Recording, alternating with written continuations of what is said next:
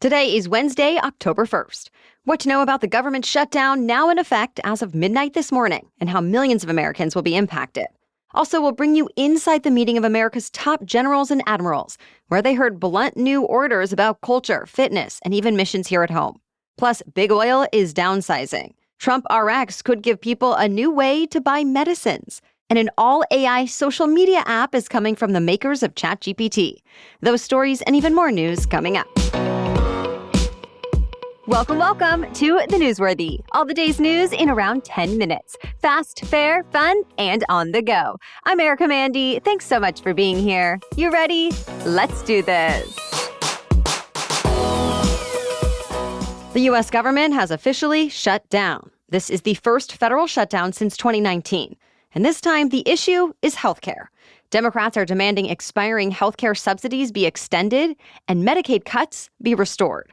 But Republicans say they just want to extend funding at the current levels, that Congress needs to fund the government first and negotiate health spending later. And since they couldn't come to a compromise before last night's deadline, the shutdown began. So, what happens now? Well, paychecks are being halted for more than 2 million federal employees. The National Flood Insurance Program won't be able to issue new policies or renew existing ones. Many national parks are expected to close, and social safety benefit programs could be delayed. That includes food assistance for women, infants, and children, telehealth services for seniors, and more. And those are just a few of the many consequences of a shutdown. To open the government back up, Democrats and Republicans will have to come together. But as of this morning, it seems both sides are digging in. Republican leaders say they plan to keep putting their extension up for votes every day to force Dems to go on the record against extending government funding. But top Democrats are determined to get what they're asking for, saying healthcare is in crisis and that the American people are demanding they fight for it. As for President Trump, he says he's going to start laying off federal workers who are Democrats and undermining initiatives the Democrats support. As he put it, quote, "A lot of good can come from shutdowns." Other Republican leaders disagree that it's good, like Senate Majority Leader John Thune, who said, quote, "Negotiation happens when the government is open." Stay tuned. Remember that once mysterious meeting of more than 800 top generals and admirals? Well, they all gathered in person to hear from both their defense secretary and commander-in-chief in a live-streamed event yesterday. It covered reshaping the Pentagon's culture and making the U.S. military a bigger part of domestic affairs. First up, it was Defense Secretary, aka War Secretary, Pete Hegseth, who characterized the nation's troops as warriors, saying, quote, "You kill people and break things for a living." He then criticized some of the commanders sitting in front of him, calling them fat generals, and he said he was tightening the standards for fitness, body composition, and grooming for all ranks. He also said fitness tests would be set to male benchmarks only. Hegseth talked about cracking down on what he called woke garbage, saying he's easing disciplinary rules and weakening hazing protections. He promised changes to how the Pentagon handles discrimination complaints and investigates accusations of wrongdoing, saying the current system has top brass walking on eggshells. Next, it was President Trump who spoke for over an hour. He proposed using dangerous American cities as training grounds for the armed forces. And he spoke about needing American military might to fight what he called the invasion from within. The president also referred to a racial slur when he spoke briefly about nuclear threat, saying that's one of 2 N-words you can't say. Ultimately, Trump told the commanders if they didn't agree with the direction the military was going, that they should resign and say goodbye to their ranks and futures. As of this morning, none have. In fact, the military leaders were mostly silent during the speech, sticking with the tradition of staying nonpartisan. Up next, the defense secretary will put out a new national strategy document explaining the nature of the threats America faces and more. To be continued. Pro-Palestinian campus activists got a win in federal court this week, the judge sharply criticizing the Trump administration's efforts to deport them. The judge actually described the case as perhaps the most important ever to fall within his jurisdiction. And he was nominated by former President Reagan, so he's been on the bench for more than 40 years. The judge said Homeland Security Secretary Kristi Noem and Homeland Security Secretary Marco Rubio abused their authority by targeting foreign students who were living legally in the U.S. And he disagreed with the government's stance that foreigners don't have the same protections as Americans when it comes to protesting. But a State Department spokesperson said the Trump administration's approach will continue, saying the protesters committed acts of anti-American, pro-terrorist, and anti-Semitic hate or incited violence, and therefore should have their visas revoked. The judge says he'll hold another later hearing where he'll decide how to correct what he sees as a problem, but he admitted his options may be limited. The conservative activist group Turning Point USA returned to Utah for the first time since its founder, Charlie Kirk, was shot and killed there, and thousands of people showed up. They heard from conservative podcast host Alex Clark, who said the event was not meant as a moment of mourning, but as a way to pass the torch. The event also featured Utah's Governor Spencer Cox and Republican Congressman Andy Biggs, who blamed the political left for stoking rhetoric that led to Kirk's killing. Security at the event was tight, with a heavy law enforcement presence, metal detectors, and drones flying overhead. Now, Turning Point's college tour continues and will feature headliners like commentators Glenn Beck and Tucker Carlson, comedian Rob Schneider, and more.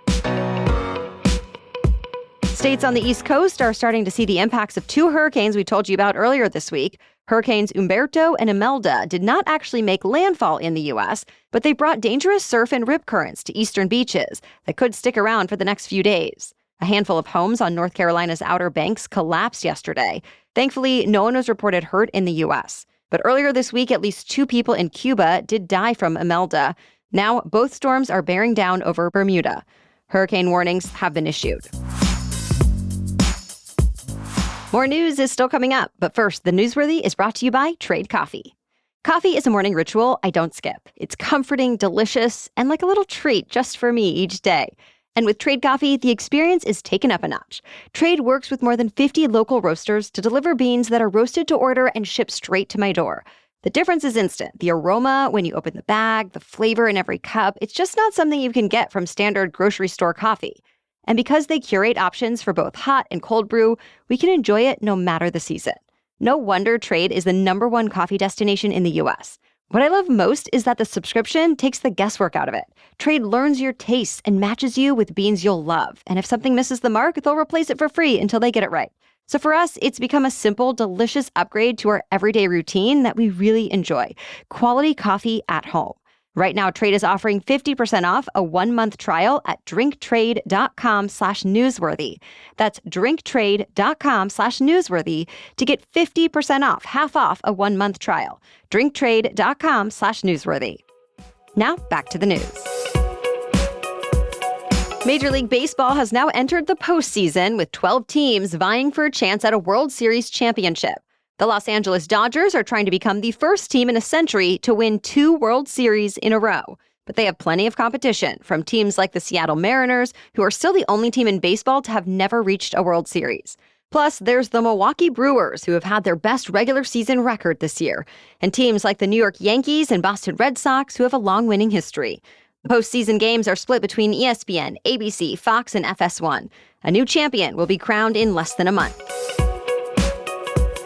Well, this week, the White House unveiled what it's calling Trump RX. It's a website for people to buy drugs directly from manufacturers at a discounted price negotiated by the government. And it's expected to launch early next year. President Trump appeared with pharmaceutical giant Pfizer's CEO for the announcement. Together, they said Pfizer would offer some drugs on the site at a reduced rate, like one for rheumatoid arthritis and another for migraines. The drug maker says on average, the medications will be about half off, and people will be able to pay cash. Granted, the Trump RX customer base is expected to be relatively small because most people have health insurance that comes with lower out-of-pocket costs anyway. Either way, the company is now getting a 3-year grace period to exempt it from new tariffs as long as it also invests in American manufacturing. Now, President Trump says his administration is also working with other companies like Eli Lilly, hoping to reach similar deals. And the head of the FDA says drug makers who make price concessions or move manufacturing to the U.S. will be eligible for a new voucher program to speed up new drug approvals. Separately, President Trump signed an executive order yesterday designed to deploy artificial intelligence to help treat childhood cancer. It calls for new research proposals using AI to create better therapies, prevention strategies, and more. Amazon showed off a bunch of new devices this week, including new Echo speakers. The tech giant says they're faster and more powerful than the last ones, with better audio and video quality. And they're up to date on the latest AI. For Amazon, that means the Alexa Plus chatbot, a paid upgrade for non-Prime members. The new Echoes also feature new sensors to help Alexa understand what's happening in your home, like if your front door is unlocked at night, and who is in the room to offer more personalized experiences. Also, Amazon introduced a revamped lineup of Kindles, including some with advanced note-taking abilities and color display. Plus, there are reading features that give recaps of what's happened in a book so far. You can also ask it questions about the character, plot lines, and more. Separately, the company announced upgraded cameras and features for its Ring doorbells. They now include a search party feature. So when someone loses their dog, for example, nearby Ring cams can keep an eye out for it and let camera owners know if they see a possible match. All devices are available for pre-order now. If you're wanting even more artificial intelligence in your social media feeds, this one is for you. OpenAI is launching its own social media app just for AI-generated videos. For now, the app is invite-only, and it's only available for iPhones, but it is expected to expand soon. It apparently looks a lot like TikTok with a feed of videos you can shuffle through. The difference is all of the content is generated by AI. So you can give it a prompt describing the idea, style, and scene you want to see, and then it will make the video for you. Or you can use your face or someone else's face and insert it into an AI-generated scene. But OpenAI says you won't be able to make any kind of extreme or X-rated content on the platform. Already, TikTok and Meta have similar features within their apps, letting people make their own videos just using prompts. Well, that's it for the main news today, so now it's time for Work Wednesday, when we break down one interesting career or work-related news story every Wednesday. But first, a quick break for our sponsor. Most of us don't think about our livers until something's wrong, but the liver is quietly doing more than 500 jobs every single day. And get this, over 30% of Americans are said to have a sluggish liver, and many don't even know it. That's where Dose for Your Liver comes in. It's a natural, clinically supported way to promote liver health. One daily shot has the equivalent of 17 shots of turmeric juice, and it's vegan, gluten-free, dairy-free, and sugar-free. My husband and I both tried it, and we were surprised at how good it tastes. Sometimes health shots can be kind of a chore, but this one is easy, and it feels good knowing we're taking care of ourselves in such a simple way. In a clinical trial, Dose lowered liver enzyme levels by 50% in more than 86% of participants. People who stick with it also report more energy, better digestion, less bloating, and even better sleep. Save 25% off your first month of subscription by going to dosedaily.co/newsworthy or entering the code newsworthy at checkout. That's dosedaily, dosedaily.co/newsworthy for 25% off your first month subscription. Okay, now back to Work Wednesday. Big Oil is downsizing at the expense of thousands of jobs. The industry is working to adapt, partly because companies have gotten more efficient and also because the price of oil keeps dropping. ExxonMobil is the latest large oil company to announce major job cuts, saying consolidating workspaces drives innovation.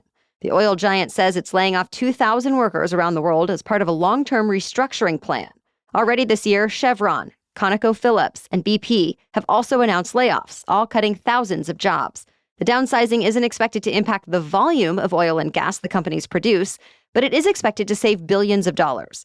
In recent years, the industry has found ways to pump more oil with fewer people. In fact, oil production has climbed to a new record over the last 10 years, even though tens of thousands of workers have lost their jobs. Even more cuts are expected before the end of the decade. Well, thank you so much for listening today and for sharing the show if you found it helpful. We'll be back tomorrow with the latest news to know. Until then, have a great day.